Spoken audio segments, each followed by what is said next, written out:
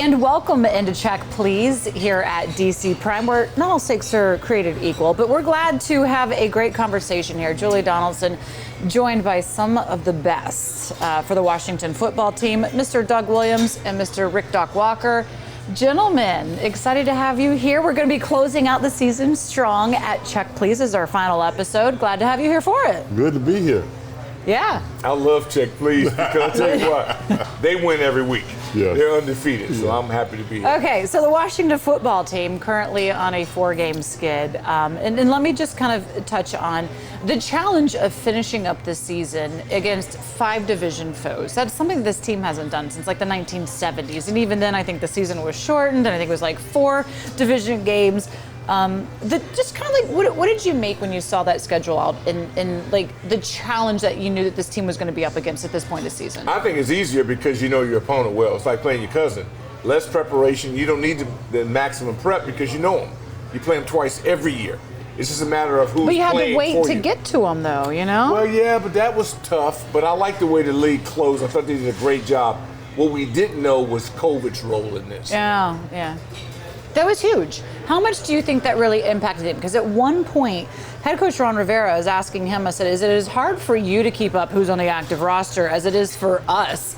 And he said, yeah, at one point he had 23 players on the COVID reserve list, and 16 were even on IR before that. Yeah, I mean, the injured bug caught us with us early. Yeah. And then COVID came in. You know, when you got 23 players on the COVID list, you want to know who's going to play the game. You bringing people in off the street, off the practice squad, and to fill that roster. But, you know, as a coach, you know, he's not going to make any excuse because nobody cares. They're still going to play. And at the end of the day, when you don't have everybody together and working on the same cylinder, it's kind of hard to make it happen. I know Coach won't make the excuses. Neither will the players, because, I mean, if you were playing, you can't make excuses, right? How much do you think we can actually make excuses for what this team has gone through? Because for a couple of weeks, there was no consistency. You couldn't have a good practice, a normal practice. You didn't know who's going to be up. You didn't know who's going to be down. Every single day it's changing. You're calling in a quarterback that had 2 days of a walkthrough. Therefore, you couldn't even get up to a full speed of a practice. How much do you think that factored into what they were trying to do? Well, but see, nobody cares because New Orleans, I mean, everybody went through it. It'd be different if it was a Washington thing. It was a league-wide deal. Yes. And so it tested your staff. And I thought under the circumstances, they did quite well, especially at Philadelphia. That kid Gilbert coming in, I would have been throwing up all over myself. I don't know how that kid went in there and was composed. I think there were a lot of great things that were done, but you don't get credit when you lose. You understand the NFC East division rivalry, you know, kind of thing. Doug, what are some of your fondest memories of playing against the G-Men? Just watching Lawrence Taylor. Now, let me say this. Jake Jacoby was the only guy that Coach Gibb let block Lawrence by himself. Other than that, he had to get help.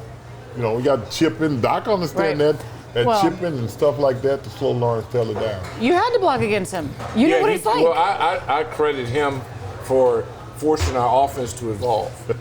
Because before we saw LT and people go, who is this? We were running 2 backs. And it didn't. That's why I love Coach Gibbs. It didn't take long. After that first time we saw him and we were going, I didn't say, who is that? I said, what is that? I said, what is that? And then we changed our entire offense. And we went to ace. Had he not destroyed us in that first game, he came as a rookie, we may not have gone to ace. Then we go to 1 back. Define the rest ace. of his, instead of 2 backs, 1 back. H back replaces the running back. Because we had to move him out of a space and put a bigger human being in front of him. He was devouring running backs. So that what we went to 2, and so it changed our deal, and it helped for us for the better. And he was still great, and everybody won. People are comparing Micah Parsons with the Cowboys to Lawrence Taylor. Is that fair? Well, I mean, I know he's early on. They just didn't play against LT. I love Mark. I think what that kid's doing is fantastic. Yes. But he's doing it from a number of different areas. Right. LT was in one spot. You knew where he was going to be, and you still couldn't. He ain't worried about pass coverage. He ain't worried about nothing. He ain't worried about no pass coverage. He was coming for the quarterback. Right. And let me tell you something. I think every quarterback who played against LT had a little fear in their heart. I mean, you got to, because this guy was reckless. I mean, he didn't care who was in front of him, who was trying to block him. He would say trying to block him. he was going to do his job, and he did that. And to his coach's credit, ain't no sense in dropping him in coverage.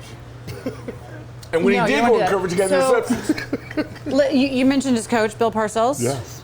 What do you remember about the Coach Gibbs, Bill Parcells kind of rivalry going up over the years? What I do think, I think they both had respect for each other because they knew who was on the other side. It was like a cat and mouse game. I'm going to call this play, they're going to call that play with this defense or whatever. I think that's what it was. And I think at the end of the day, you're talking about two of the greatest coaches to coach in the National Football League. And, you got to take your hat off to Parcells, and you definitely got to take your hat off to Coach Gibbs, the way he went through this league and won with 3 different quarterbacks. I mean, that in itself says a lot. So when you look at it from that standpoint, you got to give both of them a lot of credit. And Bill Belichick was a linebacker coach. Do you remember him? Because that was your last year in the league when you played with him. Yes, I remember him. Thank you. From his first start all the way through.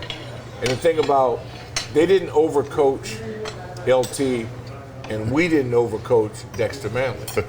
You got to understand, let talent breathe. Yes. You got to let talent breathe. And so when I hear coaches now talking about what a young man doesn't do well, I always go, he doesn't get it.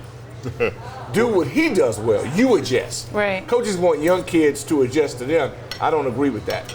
You let a kid do his thing, you adjust to him. Right. I feel like that's what the Cowboys have said with Micah Parsons. Just, he's an athlete, let him do what he does well, and then you also build the system a little bit around what they're doing. I think sometimes coaches know they got a great player. Yeah. And that coach want to be great, so he tends to coach him.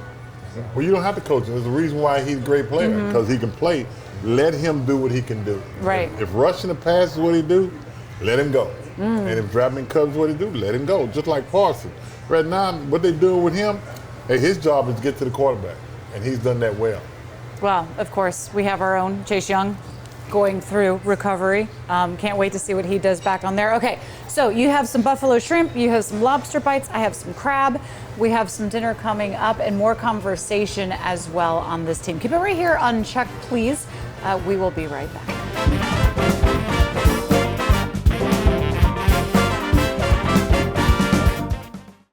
DC has a new home for your favorite songs from the 80s. Tom Petty. Def Leppard. Nobody plays more 80s. Bon Jovi. Prince. 94.7. Madonna. Bruce Springsteen. The Drive. Now there's a way to make supporting your favorite restaurant even better. Introducing the Grubhub Guarantee. It's our promise to make sure your food is just right by delivering it on time within the delivery window. And for the lowest price compared to other apps. Or you'll get back at least $5 in perks. That way you can experience your food just like the restaurant intended. That's the Grubhub Guarantee. Gambit DC, the world-class sports betting app and website. Gambit DC will be there for the first pitch, the first slam dunk. Bet on your favorite sports and teams, collegiate and professional. There are multiple ways to bet. Spreads, money line, over-under. Want to win big? Try a parlay. Want to be a part of the action? Try in-game betting. It's easy, it's secure, and it's at your fingertips. Gambit DC. It's sports, only better. Powered by DC Lottery. GambitDC.com.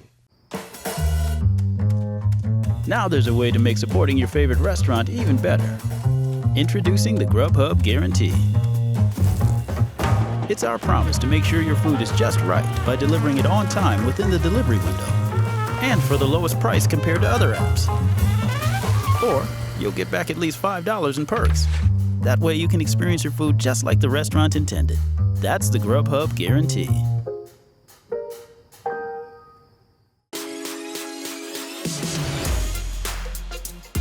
It's a celebration in the DC Nation. Time to feel the vibe and take the party outside. We're celebrating a new day doing it the DC way. Join the celebration in our DC Nation.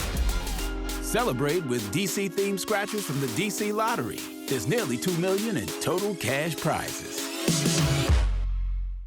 With live betting on FanDuel Sportsbook, you can play here as fast as they play here all game long. Get goosebumps over bootlegs, adrenaline rushes over rushes. Turn garbage time into greatness can make every moment of every game a big one. With live betting on FanDuel, America's #1 sportsbook, make every moment more even after kickoff. New customers get a risk-free bet up to $1,000. FanDuel, make every moment more.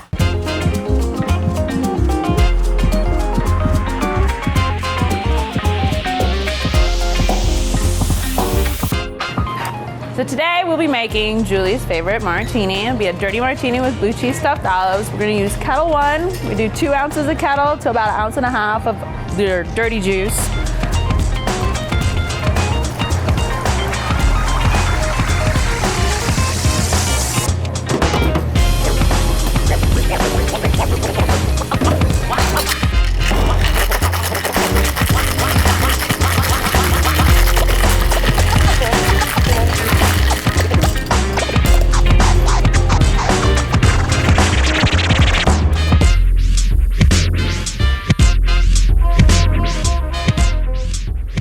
For my favorite drink, the dirty martini. Gentlemen, nice to have you here enjoying dinner. Let's talk. We are at week 18 because there's 17 games in the season now. That is the first season that we have had that. One about that 17 games, but I understand what the NFL is doing too. That's all about money. Yeah. But never thought about that. Always 16 games was what you look for, and that's what you got. But that extra game is something that I don't think anybody wanted. But they got it, and now it's part of the league, and we all got to live with it. I got in the game, it was 14. Mm-hmm. You know, it's just growing. It's going to be 18. We're going to see it, and that means another chance to be right here, you know, for check, please. Yeah. So I'm for keep adding games. Well, you know, I mean, I think that's the big thing amongst players. Like, if there's more games, you probably need to maybe potentially look at expanding rosters or practice squads or being able to bring people up, and also the finances that goes into that as well.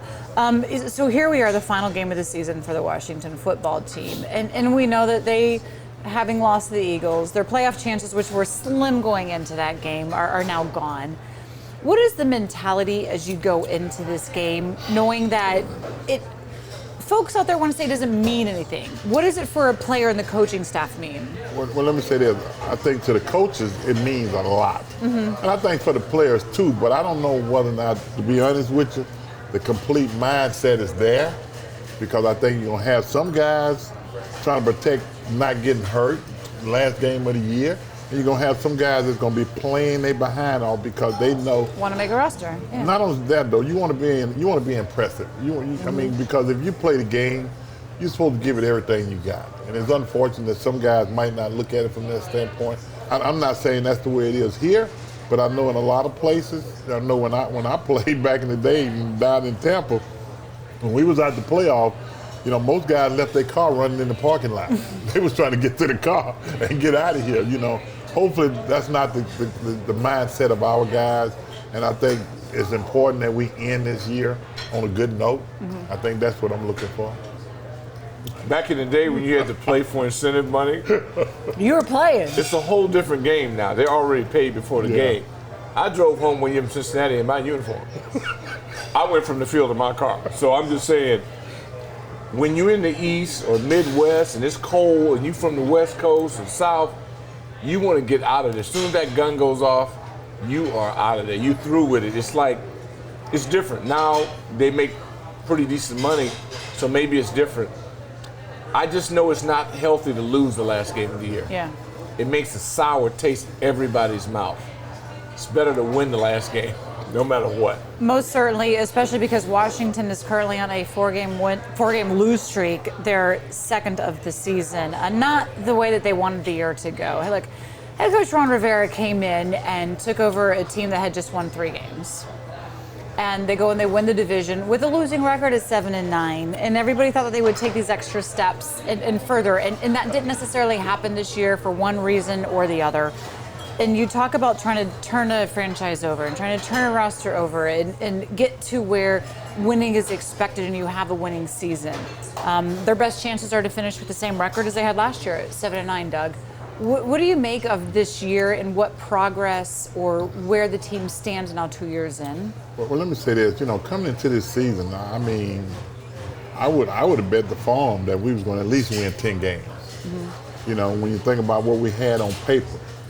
So I'm just disappointed in everybody else, every fan and every team, player and everybody, coaches, because I just knew with the way they finished last year, towards the end, that everybody was going to come in and was going to take over and going to take control of the team on the field. So, where we are right now, to me, it's hard to take, but it is what it is, because at the end of the day, that's who we are right now. Regardless of what anybody think about what we should have been, this is who we are right now. It's never been harder in the history of the game to motivate men, because their pockets are full, their bellies are full. So to me, it's harsh, but if you're not willing to crack the whip, your horse gonna come in last. Because this is not about verbal motivation. This is about physical intimidation. It always has been, and it always will be. So what are you expecting to see, or what do you want to see from this team against the Giants for the final game of the season? I want to see them go out. They played a good half, and then they fell apart. I want them to control the line of scrimmage. My theory is always the same. Control the line of scrimmage, tackle better, and finish plays. They got enough talent to win. I'm impressed with the talent. I really am. I've been surprised by the way they dealt with all the voids. I think it's a tribute to the staff. Some coaches have coached their behinds off. That offensive line and tight ends, I haven't seen it better. Interchangeable parts, don't miss a beat. But when your quarterback is not the most productive guy on your offense, you can't win. It's plain and simple. I don't care what anybody says. Soft story, love story. That guy is under enormous pressure. That's why they usually make more. What do you most want to see this team target in the offseason? Would quarterback potentially be that position? Well, quite now, this is the quarterback league. This league is all about who can play the position of quarterback. A good example, look up at Cincinnati. Joe Burrow make the world of difference. Look what happened in L.A. It's the quarterback who make it happen. So, to sit here and say not a quarterback would be crazy. I think everybody wants that guy. And I certainly hope that somewhere along the line that we can find that guy to go with the guys that we already have. What about for you? I mean, there's a lot of needs for this team, though. Yeah, but see, where I agree and disagree with people is that if that position is secure, everything else looks better. You're trying to do it the hard way. No, you fix that and everything else blossomed. Cam Sims to me was underutilized. Logan, losing him, he's your MVP. Right. So when you lose him, it changes everything. So that puts you in commode, man. You're playing Sadiq right now. You got interchangeable parts in the offensive line. There are teams in this league cannot say that. I love what we have going with the O-line, but this is a passing league. You got to have the vertical passing game. If you don't, you're just fooling yourself. They did bring in De'Ami Brown. We've been able to see that he's been able to have some success here later in the season as well. We're and of course, dealing with bringing him along slowly now. He's got to get off the hump. Yeah. Also coming up in the offseason for the Washington football team is a new name. Somebody here has a little insight on that, Mr. Doug Williams. We're going to see what we can pull out of him when we come back here on Check, Please.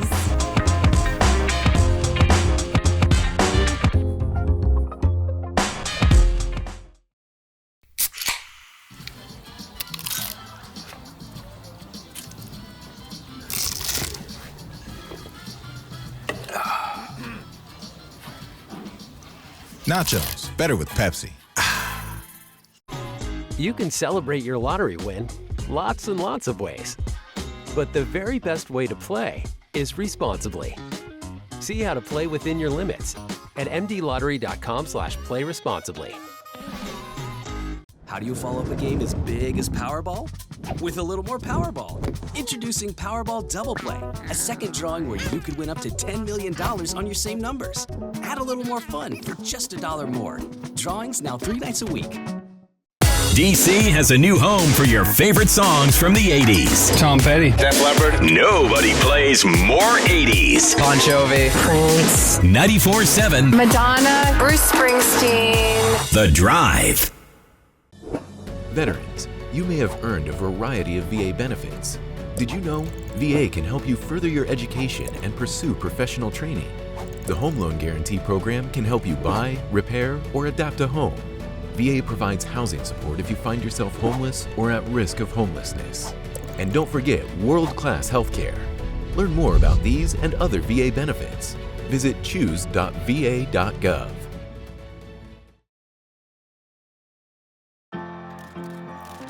My work has been viewed by 100 million people.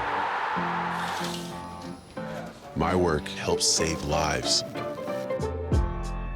My work has gone platinum. My work gives people hope.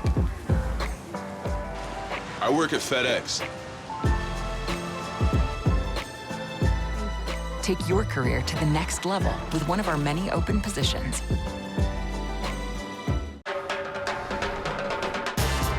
Happening here, night and day. 'Cause we're doing it here the 202 way. It's the place for me and the place for you. Place we call the 202. The game is back. Time to celebrate you. DC's all about the 202. Celebrate with DC's favorite 202 scratcher. It's back with over $300,000 in total cash prizes.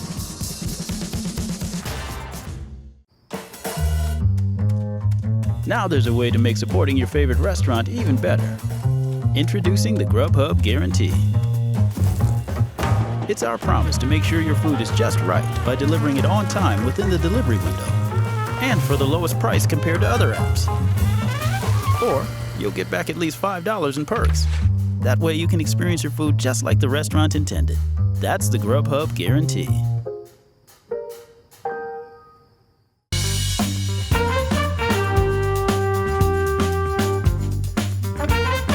We are back on Check Please. Julie Donaldson here with you, and we're going to take a special moment to honor the women that have an impact in our lives, and this is presented by Fresh Vine Wines.